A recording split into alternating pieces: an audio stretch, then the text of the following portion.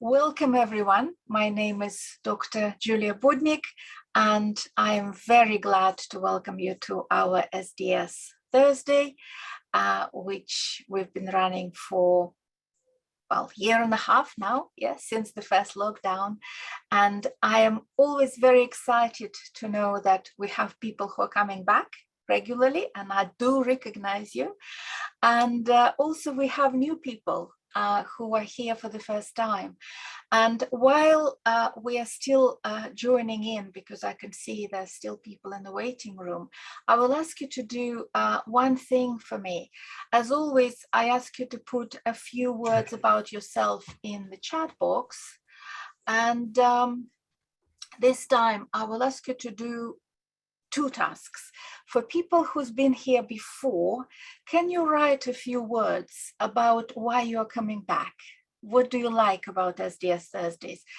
You can understand, of course, I have a practical need for that because I would like to publicize this wider, and your feedback would be incredibly useful. So if you would describe SDS Thursday to somebody who is thinking about joining us but haven't done it before, how would you describe it? Why are you coming back? Why do you find it useful? Or maybe fun, or maybe just something to do in the evening. I won't put words in your mouth. And for people who are joining us for the first time, welcome. And please let us know, how did you hear about these events? Where did you find this information? Because again, obviously, I spent time and effort on advertising in different ways, and I'd love to know what ways are working and what are not working very well. So just a few moments for you to type. And while we are still gathering, because yes, I can see people are still coming in, I will, as always, share my screen and let you know how to find the course which we will be discussing today. Today we have a guest presenter, Dr. Marie Wassberg, and she will be presenting one of the modules of our new BPS approved certificate in working with adolescents. I wanted to clarify again, people are still asking me, what's the difference between our certificates in CBT for children and adolescents and certificate in integrated CBT for adolescents. They are very different certificates. I know they sort of sound similar, but they're very different. Certificate in CBT for children and adolescents mainly focuses on second wave CBT and mainly focuses on clear diagnostic categories. So you are getting a certificate in working with diagnosable conditions, yeah, like depression, like anxiety, like PTSD, like panic, like tics and Tourette's, and things like that. So that certificate in CBT for children and adolescents, it's all available online now, and we have regular tutorials, free tutorials for those who are taking that online certificate. Certificate in integrated CBT for adolescents is quite different. We are not talking so closely about second wave CBT, we're talking integrated, so we're incorporating third wave CBT, we're incorporating DBT there, incorporating ACT, compassion focused, mindfulness, all these elements, and actually we're incorporating other things which might be helpful for this group, like motivational interviewing, solution focused therapy, so all sorts of elements which might be helpful for working with adolescents. And the issues we are covering are specific adolescents issues.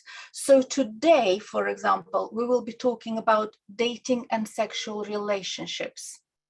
Okay, so you can see it's a specific adolescent topic. It's not applicable to children as such. So, so they're very different certificates. And adolescent certificate is bite-size lunchtime lectures, 2 hours lectures once a month. Friday or Thursday, depends on the tutor, but usually I think it's Fridays or Thursdays. I think it's Thursdays usually. So how to find it? You go into certificates and diplomas on our website, and you scroll just a little bit and you get it here, certificate in integrated CBT for working with adolescents. Okay, you click on there, you go to list of modules, and the module which Marie will be presenting on the 7th of October, the one which we will be talking about today, is the second module in this certificate. If you've missed the first one, it's ready as a recording now with a test, and will be available for you to purchase, I think, as early as tomorrow, because everything is ready. So that's how you find this course. And now I will take over from Paul in terms of admitting people into the room, and will pass the microphone to Paul Grantham to talk about our speaker. Okay, Paul, please. Thanks very much, Julia. If you just bear with us a moment. Welcome, folks. Good evening. As I popped in the chat box, actually, it's a lovely evening here in Sussex. I know that you are spread not just over the UK, but you're actually spread all over the world, on the other side of the Atlantic, and across into Asia as well. So welcome, whatever time zone you're in. I'm going to be welcoming today Marie Wassberg. Marie and I have worked together for quite a long time now, a number of years. To give you a brief background on her, she's a qualified CBT therapist, and that's been the case, I guess, for nearly 20 years now, and is also has, which I think is fairly unusual, can I say, a diploma in DBT.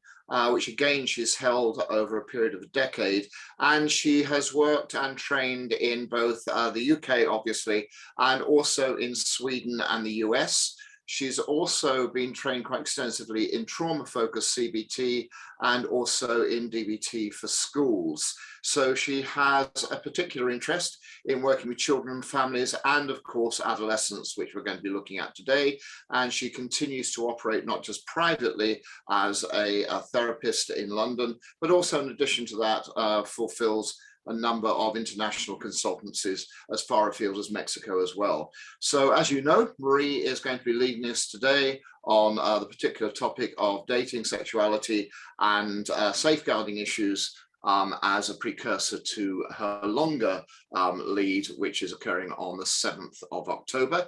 And yeah, well, nothing more to say on that, apart from say I'm really, really proud and pleased to welcome Marie. Over to you, Marie, if you'd like to unmute. Brilliant. Thank you very much for that introduction, Paul. And I couldn't help reading in the chat. It's amazing that you come so from all over, basically, the world, right? And have you all here. I am really grateful because I find the adolescents so important to work with, because they are really, if nothing else, but our futures. So giving them a good ground and a healthy upbringing, and giving them the skills they need, hopefully they will be there for us when we get really old, right? And as Paul said, I have been working with adolescents for a long time. I was working with children. My core profession, which Paul didn't mention, is actually that I am a social worker. So even being a social worker, I work with children and adolescents and families and the difficulties. And from there, I felt like it was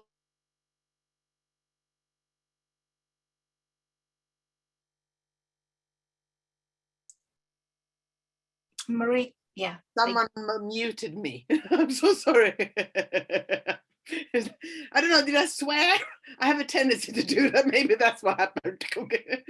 Isn't that what they do in the US when someone is saying a swear word? It goes like beep.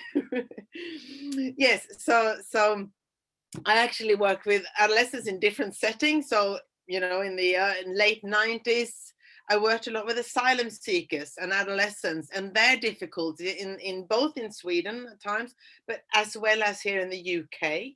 And I, in those times, what really caught my what really was difficult is the dating and the the sexual relationships, because it's very different from people, how they look at us and our young people and so on. So already there, I actually started working with young boys, teenage boys, in regards to girls and sexual interaction and thinking about relationships and dating. And that was talking about early 1990s. So yes, I've done it over, oh gosh, coming over to 30 years soon. In 2002, I trained to be a CBT therapist, and in 2009, I trained to be a DBT therapist. And I will talk a little bit about why I have gone over to the DBT, but that's not going to be the focus. It's going to be more at the end, what I was thinking in on the training on the 7th of October. So thinking about today, I was thinking, how am I going to present, make it, the most today, and hopefully so that you think it's interesting to come and listen to me for the 2 hours. I don't think Paul has ever given me such a hard task as doing a 2-hour training in regards to dating and sexual relationship for adolescents. I have struggled trying to kind of narrow it down, to make it interesting, to give you as much information as I can in the 2 hours, and also make it understandable. And I'm still struggling. So even today, then, when I have to talk a little bit about it, I was thinking, so how am I going to actually start with this little presentation that's not going to be for more than half an hour, 40 minutes. I hope I've, if there is any question, then please also come forward in it. Please write the questions and I'm happy to answer them. However, well, the first thing I thought was like, what's most important for you to know that I will talk about in my presentation on the 7th? Well, I'm going to talk a little bit about basic, like the biosocial developments, developing brain, why it's so important to help adolescents in regards to their dating times and their sexual interaction with peer groups. Hopefully there are many times even outside of that. And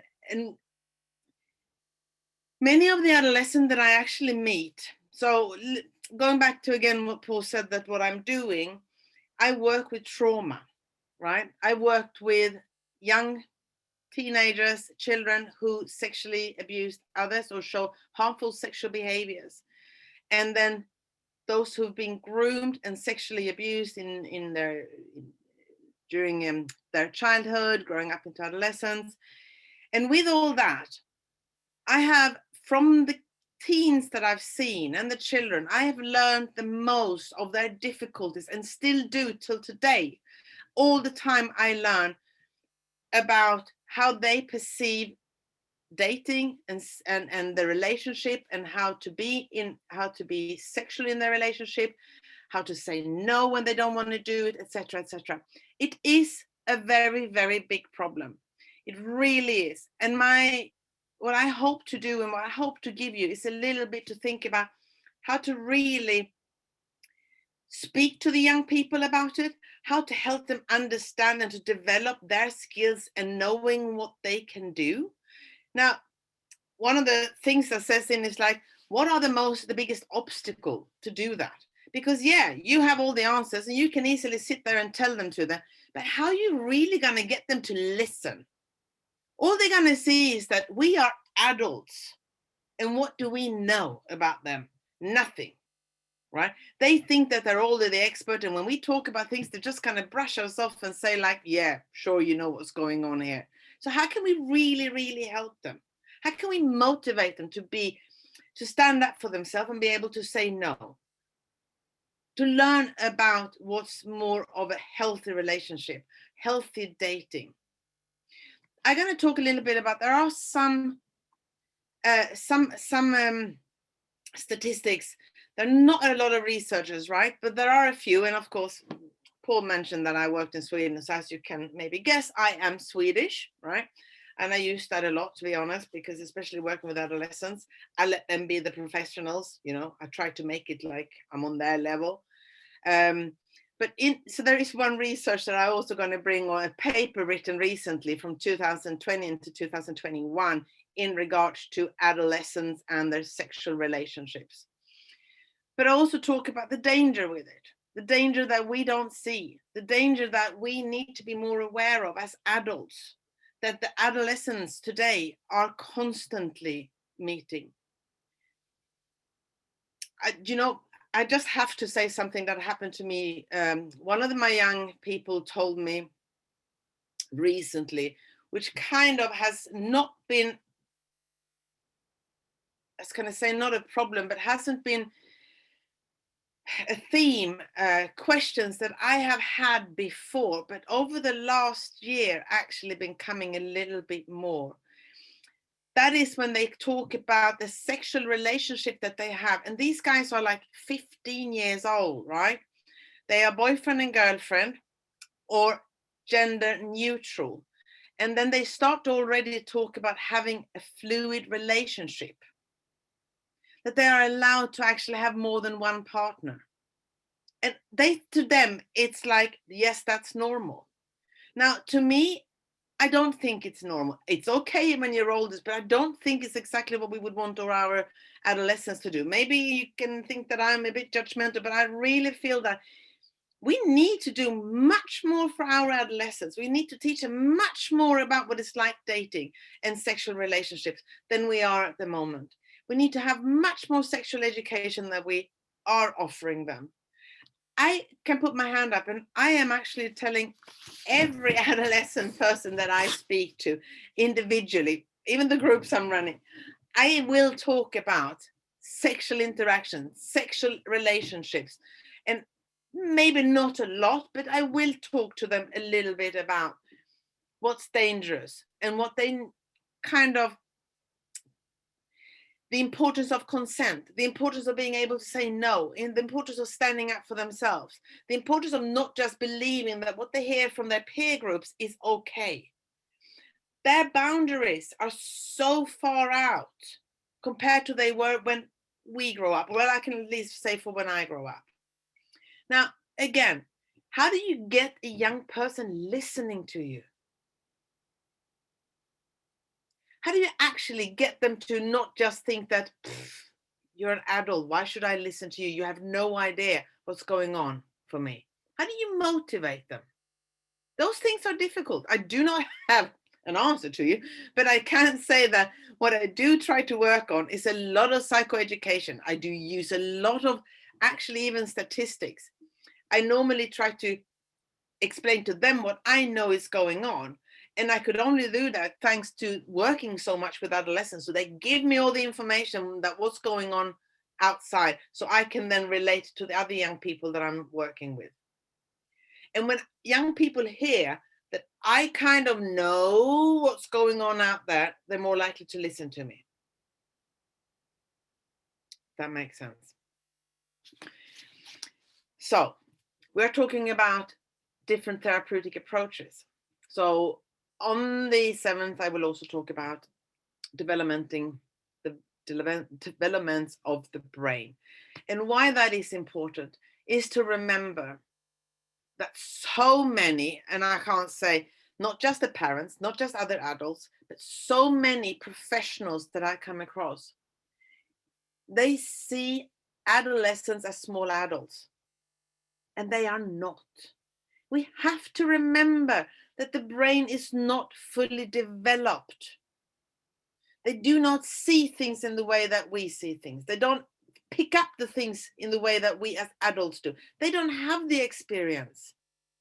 So let's not assume that they understand things straight away by just you saying it once, because they don't. Some need it more than others. Some need it less.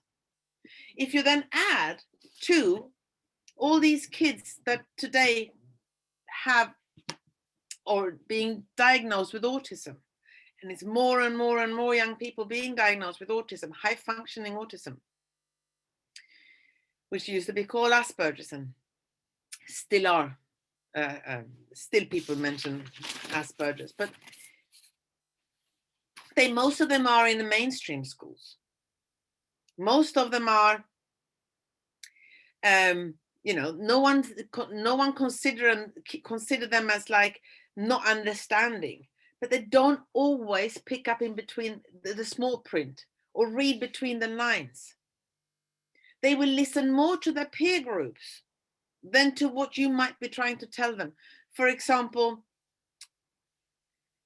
when you have peer groups telling, when the girls or the boys are talking about like, oh my God, haven't you had sex yet? Oh, you're 14 years old and you haven't had sex yet. What's wrong with you? In their mind, they will think, oh my God, am I the only one who haven't had sex? While all the other kids saying that, they haven't really had it. They just pretend and they want to kind of show off like, oh yeah, I've had it. But the little boy who is on the autistic spectrum will interpret that like, oh my God, everyone has had it. Is something wrong with me? I'm different. I'm weird. So I need to have it too. And then they push to get it done. And that's when we have other problems. Like a lot of the kids that I used to work with who harmfully sexually abuse others are very rarely what we would call pedophile predators, right? Most of them were actually young boys who just hadn't been given enough information about sex and sexual relationships. And guess what? Where do kids learn about sex today? And some of you are probably thinking the right answer. Online, porn films, right? That's where they learn about sex. No, sorry guys, you didn't expect talking about sex all the time. Not sure if that's because I'm Swedish as well, but hey, I think it's so important that we actually do talk about it, because this is exactly what happens. For all of you working with adolescents, if you think about it, how many of the girls, especially, I will say, that you see are actually have been sexually abused or even raped by sometimes boys, sometimes girls, right? I say to girls about the importance of learning how to say no, and they say to me, I never thought about it, right? We need to give them the skills in how to say no. We need to help them see what's normal and what's not, that they don't have to say yes to when a peer group or their boyfriend or girlfriend or their partner is saying, let's have sex. They don't have to. We need to give them the skill to say no. We need to help them. On the day on the 7th, I know Paul said that it's really for the teenagers, but I'll tell you outside my training, right? But on a Saturday, I actually had I see, ever so often, once a month roughly, I run a parent group for parents who have adopted children. And because I've now been working on these PowerPoints for the 7th of October, I kind of flew into this topic with this group of parents. And some of the parents have children who are, younger, like from the age of 7, 8 and all the way up to 16, 17. But when you are working professionals, and as professionals you are, and you might meet parents, and the parents might have siblings who are younger than teenagers, I actually would say we need to start earlier. We need to start way before they become teenagers. And when they are younger, we need to help them to regulate emotions. We need them to understand emotions. We need also to help them understand relationships. And this comes back to if you are the parents, right? If it's 2 of you, sometimes we have single parents, and that's okay too. But if you're a single parent, do you have partners? How do you interact with people around you? How do you interact with your friends? Everything you do as a parent or the adult around a child or a teenager, you become the role model.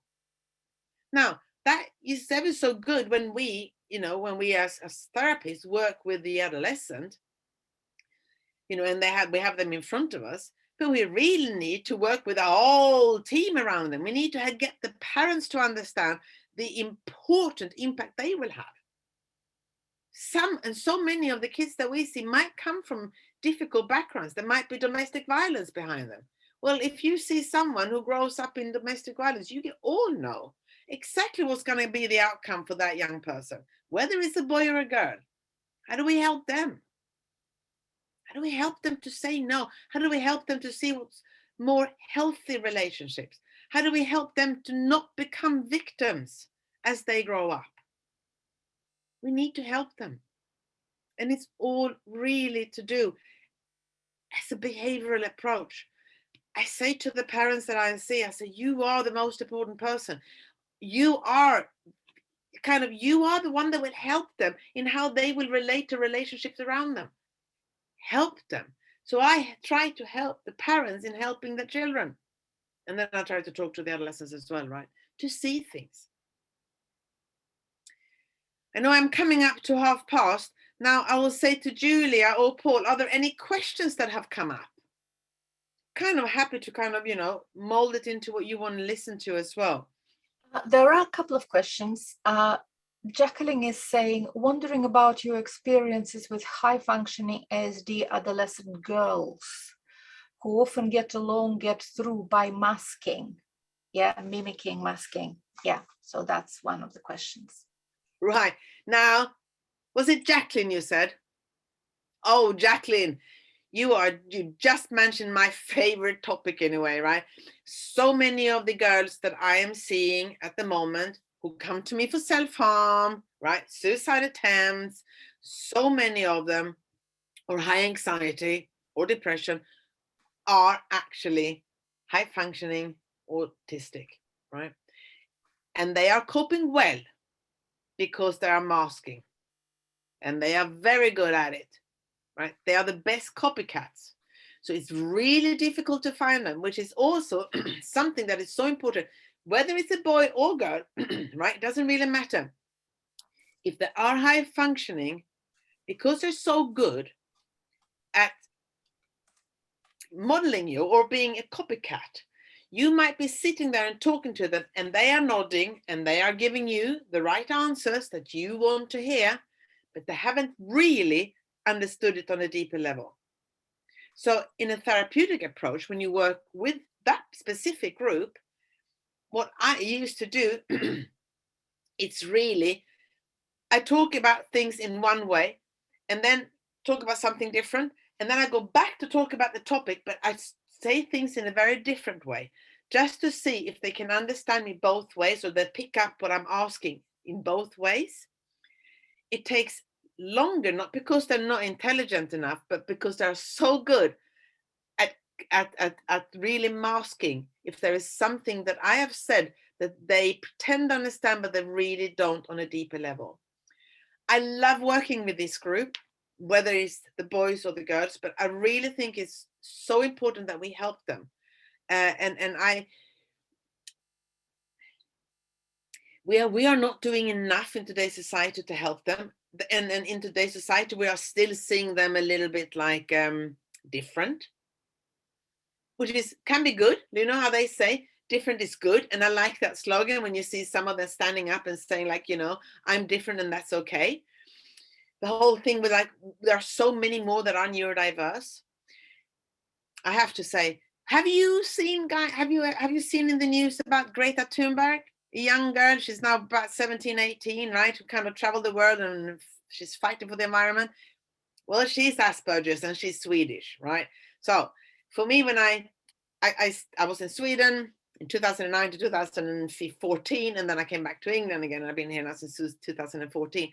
And for those 5 years, I think it opened the door for me when working with adolescents who were on the spectrum or had any neurodiverse difficulties.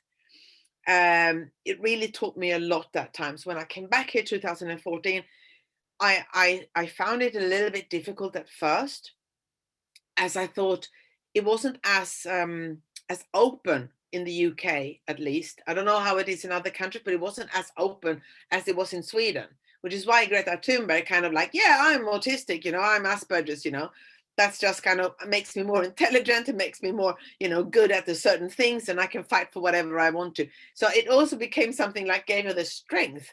And I also saw in Sweden that sometimes it was really cool to be able to say that you were on the spectrum. Now, we have come so far since 2014 in the UK to where we are now in learning about the neurodiverse and being more open-minded and more able to kind of support them in a much better way. We're still not there, it's still a little bit stereotypical and people are like scared. I meet a lot of parents who are like, no, I'm not sure, you know, that might be not so good if we do the ADOS to find out that they're autistic, and, you know, they might feel like they are different from everyone else, and so on and so on. So in regards to the sex, those are the kids that become extremely vulnerable because they want to be like the rest of the kids. So if they think that everyone is having sex, they are more likely to go along with whatever someone is asking them. I hope that makes sense. I know that I'm sorry if I, Jacqueline, if I kind of just expanded on it, but it's really important topic for me. Julia. Thank you, Marie. Thank you. Another question is from Natalie. How is this approached if parents' roles are a safeguarding concern to the child? I think when you were talking about parents being role models, and Natalie is asked, what do we do if parents are themselves a safeguarding issue? Great question, right? Now, I have to say, this is a not very easy question to answer because there are so many aspects that can come from that. Being a social worker and the last thing in Sweden, I was doing safeguarding training in regards to harmful sexual behaviors and what we need to think about. And so when the parents might be kind of those that we need to worry about, then if the social workers are involved or not, then that would matter. Maybe we need to make a referral, but I'm not sure that that's not what you're asking me about. The second thing, there's a little bit different in the age of that child. I would say if they are 15 and over, I would very much work with them and giving them the skills themselves because they are leaning towards becoming adults. If they are 15 and under, depending on their maturity or the developmental cognitions, more like how what will they understand when I talk about things. But it's really about then how to make sure that they can be safe. And if they can't be safe, then of course we may need to make a referral. But one thing I was going to say to that one is this: if the parents aren't the best role models, my standard sentence when I work with adolescents who have parents who might not always be how we wish their parents would be, I say that they can still love their parent, but parents too sometimes don't have the best behavioral kind. They don't behave in the best way. So I separate that they're still their parents and they still love you, but maybe their behavior of how they respond to things and what they do might not be the best. That will be the most helpful for them. Not sure if that would help your answer, but I'm really kind of separating the person from the behavior. And it normally works quite well when they're 16, 17 and they have the ability to cognitively think and understand what I'm saying. It still takes time because it's very mixed up. You know, like you love someone, then you have to love them wholly. You can't just love the person and dislike the behavior, but that's kind of what I'm really working on. I hope you're nodding, Julia. Does that makes sense enough? Otherwise, Yes. come back on the 7th. Yes. Thank you. Well, Paul apologized. He's struggling with his camera. It sort of doesn't want to work for him, but he did put a question for you, Marie. What would be the one most important tip you would give to therapists about how to get adolescents to listen to you? So one tip, get them to listen to you. What would you say? It's a good question, Paul. And first of all, I'd say it probably depends a lot of who I am talking to, right? If it's kind of more the timid person, timid teenager, they're more likely to listen. But if I have someone who is kind of tough, you know, with an attitude, don't want to listen to adults, I try to approach them from not being I know it all. I try to approach them with like, you know, right, here we are. How can I help you? Kind of an attitude. I try to be down on their level. I said earlier on that I sometimes use me being Swedish, and so I allow them sometimes to be the expert. I allow them to, when I don't know, even if I don't know how to spell a word, or if I don't know, I can't think of a word, I kind of ask them to help me so that they don't feel like, oh, I'm sitting here with someone who knows it all, kind of an attitude. And please, now I was going to probably shock several people, I sometimes swear, this is very embarrassing, but I really do. And you will be surprised the impact that have, right? I think I also do it, and then I say, oh my God, I'm Swedish, remember that. Is that a swear word in English? It is, isn't it? I'm really sorry. So I use that, and then they giggle a little bit, and I kind of try to break down that wall between me being an adult and professional, and I'm scary, and they being an adolescent, right? So I really try to approach them in that kind of normal attitude way. It really comes back from when I used to work with the tough guys, those who kind of even ended up, like really doing bad things to girls and other people. And I was I was in the 90s, I became the role model of a woman for these kind of young boys. In those days I was doing boxing and kickboxing, and I came in there and I kind of like, I had a right attitude myself when I approached these boys, and they were like not used to women acting and behaving the way I did, right? But I kind of won their trust because of that. So even with the adolescents that I'm working for now, with now, I sometimes use that approach a little bit. However, I also are very honest with them. Yeah, I say to them, I can understand that you don't agree with me, and yet this is what I think it is. I'm trying to be as honest and fair, because teenagers will see through if you are trying to sit on some high horses or pretend something. So, and they will, anyone who's running adolescent groups are the hardest to run, I'm saying, because adults, when they come to you because they want therapy. But when adolescent comes, it's normally because their parents or whoever is around them has told them that they need to come to me for therapy, right? So I was going to say a piece of paper, but in some therapeutics approaches, they use a lot of contracts. I very rarely use contracts. Why? Because I don't want that teenagers to kind of fail because they break the contract. I don't want them to learn at early age, like teenagers, that breaking contract doesn't really matter.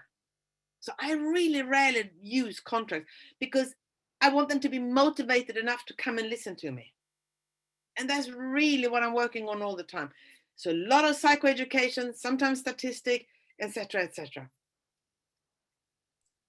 Thank you. Thank you. I think Elizabeth agrees with you. And she says, I think for many adolescents, they see us as authority figures, and that can be a problem. 100%, Elizabeth. Absolutely. Because it's the parents paying for them to come to me, right? Or wherever they are going in camps, it's the adults and parents around them who are telling them something is wrong and we need to fix you, right? And they come to you thinking like, I need to be fixed. Fine. Right? And they kind of put that up straight, the wall straight up, because why should they come to you to be fixed? So the motivation needs to come from, how can you help them? How can I be the best person, kind of, is there anything I can kind of give you any skills on what to do? And is there anything you want to learn, while you're here, and the parents are waiting for you outside, and what can we do here? As we have to sit together now and kind of sit through these sessions. So it's really about finding what it is that you can give them, or what they can feel that you can give them, rather than what you think that you can give them. If they then feel like something that you have, it's kind of, okay, bit of interest. I found this interesting. The two topics that I found easier to kind of, may I say, manipulate them to start talking with me. The two doors that I normally knock on is either if they're having really difficulties with their emotions, I start talking about emotions. And you know what? I have skills that no one's ever taught you, I think, right, about emotions. Do you ever struggle with your emotions? Do you ever get angry and you do things and you later regret and so on? And if it's the emotions part, they go, yeah, I say to them, if that's the case, why don't you come to me? Let's have, a couple of sessions. I'll give you a few tips on how to deal with your emotions, right? And they're like, okay, then. If it's not that, sex. Teenagers, you can always get them interested when you talk about sex, right? Some of them are a little bit embarrassed, but they will listen, right? Unless it's trauma, of course, then we might need to think about, a different approach, but it's also that how you can help them, because if it's trauma, you are there to heal things for them, right? And then that means also to talk about things that are really difficult. God, I tell you what, my brain is Buzzing. Oh, I feel like every sentence I say, there are another 10 sentences I want to say as well. So if I don't make sense, please stop me and say, hold on, Marie, what do you mean by that, right? Because it's really hard to kind of talk about such a big topic in such a small time. How will you manage in 2 hours? I don't know, Marie. Me neither. Well, at least it's 2 hours, a bit more than here. Another interesting question is from Karin. And she asks, do you think the child or adolescent, I guess, can understand what you are saying better if they have had sexual activity themselves? And if they haven't experienced sex, can they understand the dangers? I don't think it matters if they have had it or not. And yes, I think if you can catch them before something has happened, I think you give them the skills for how to deal with a situation should something happen, right? So definitely, we kind of open up the door and talk about how they can keep themselves safe. Going into safeguarding now, we need to help them to make sure that they can be safe as possible. Not talking about, I haven't even mentioned internet, right? You wouldn't believe how many times when I work with adolescents who are self-harming, suicidal, parents are really supportive, they might have some bullying at school, but it doesn't really kind of make sense why they are in the state of mind that they are. And I dig and I dig and I dig and I dig. And then suddenly one day when they know me well enough and I've been asking them about 100 times, they suddenly disclose to me that there has been some sexual activity online. Sometimes with a stranger, sometimes with someone they kind of know, and then they had sent pictures of themselves and they regret it so much and they're so scared that the parents will find out. But they can't tell you because they're so scared, because if they're under the age of 16, you have a duty to tell the parents, because that's safeguarding telling you, right? So it's so hard to get them to actually tell you. When they first time say anything, it's normally just kind of, they just say a little bit. When I hear that someone has said, oh yes, some little happened, I kind of just, I pulled my jumper up like this and they saw me and then I put it down again. If I hear that, I know it's a whole lot more behind that. Because if it was that little, they probably even wouldn't be coming to you. So always be aware of the teenage years is a natural time for them to be curious about sexuality. All of them are. It doesn't matter, some more than others, right? But there are all some curiosity about sex. When I talk to kids who haven't had any sex and who hasn't really thought so much about it, and they normally say to me, oh, Marie, I don't want to talk about it. And then I say, no, I know. But I tell you what, I'm still going to tell you a few things because of you are 14 or 13 or, there will be a day when you're going to meet someone and they're going to say things to you. So let me just kind of give you a few lines that they might tell you and say to you and ask you. And then I'll give you a few things that you can then say to them so that you can keep yourself safe. And they're like, okay. And I tell you what, as the last thing I'm going to say now, because now it's 1:45, Julia, I was going to say, the last thing I want to say to you is that I have a young lady who is 17. I started to work when she was 13 because she was groomed, right, online. And So she still comes to me, where she just pops up to me like now and then, and she has something to ask me and so on, right? And last thing she sent me a YouTube clip a couple of weeks ago, and she said, look what happened to me today. And she recorded 2 boys, as she was passing by them, 2 boys saying to her, oh, come here, guys, we can give you some real good sperms, you know, that you'll be so happy about. And she was like, kept on walking, right? Because she will constantly meet people, boys, who say sexual things to her. But now she's so aware of what they're saying, because we've been talking about it for so long, right? So she knows exactly much better how to respond, move on, ignore it, and don't feel bad about it. So she sends it to me and going like, oh, can you believe what they said? You know, what kind of boys are out there nowadays, and so on and so on.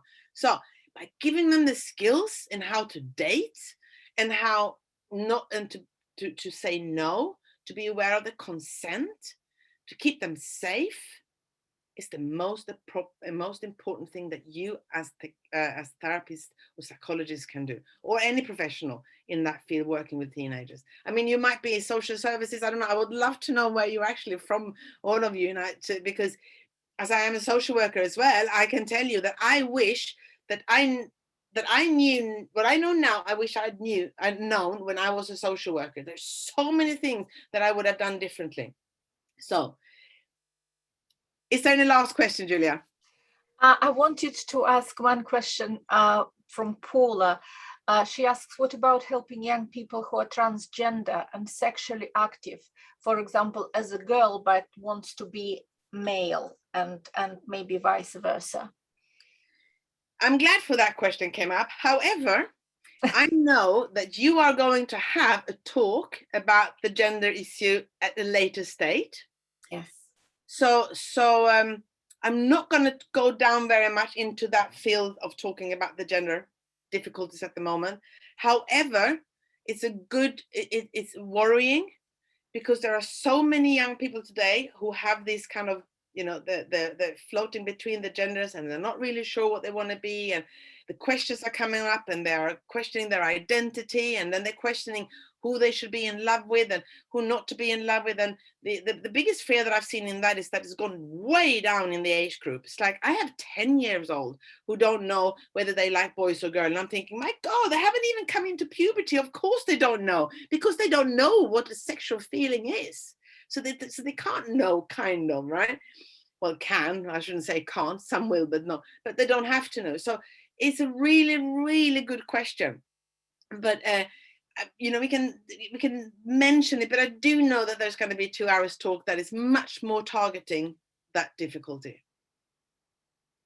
Yes, that's very true, Marie. And I also wanted to mention before we finish today that I've put in the chat the link to Marie's course on the 7th of October.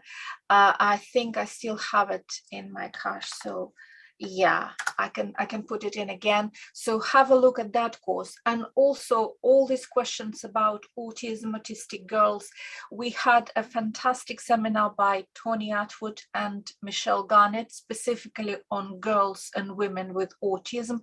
I also put a link in, but just go on SDS side, search for autism, and you will have all these recordings, full recordings available, and many of them are on 50% offer, so you can go deep into that topic. Thank you very much, Marie, for tonight. I think it was actually really nice not to have a PowerPoint and to have a chat and to see your face and to see everybody else's faces. And thank you for answering all the questions.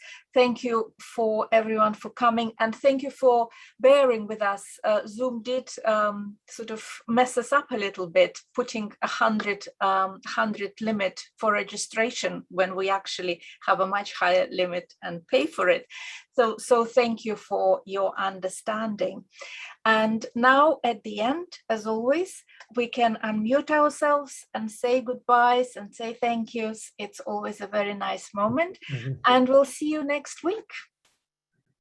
Thank you. Thank you so Thank much. you. Bye. See you, mate. Bye. Bye. Bye. Take care.